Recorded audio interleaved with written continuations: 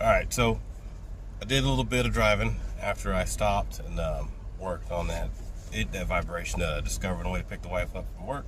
I'm here now, actually, and yeah, that definitely did it. The only reason why I knew is because many years ago, when I was in high school, on my permit, actually, I had a friend of mine came over, him and his friend, and my mom had instructed me to take both of them home. Now, okay, so this is back in the late '90s, late '90s, where that's the thing, even with a permit. And they lived in the next subdivision over, so no big deal.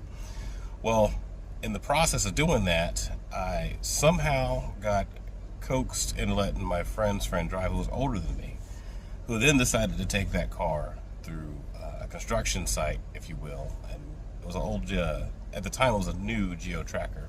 They still made those back then. And it was a 5-speed, four-wheel drive. So he took it through and got a bunch of mud and stuff caked up underneath the wheels. And I got it back home. It was shaking real bad, and my mom was definitely not thrilled at the time.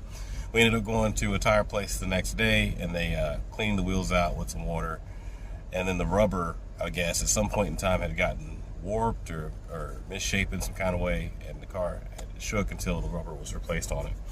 But anyway, that's how I knew instinctively what that vibration was. And then lo and behold, I found the imbalance in the rear driver's side wheel, which was just ice and snow built up in it. Because even though stuff's getting plowed and cleaned regularly, every time you transition from a plowed to less plowed area, those wheels are subject to get stuff built up into them, and that's more or less what happened.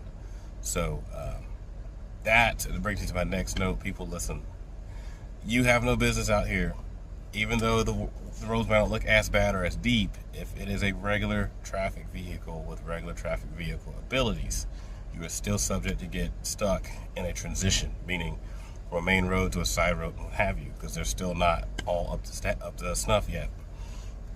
So if you are ground clearance challenged in your car with less than suitable tires, like several Mustangs and sedans I've seen on the way to pick her up, find an alternate means of transportation, or just be smarter about your vehicle placement and be conscious of your vehicle placement. That's my whole argument earlier about driving in this weather. But hey, what do I know?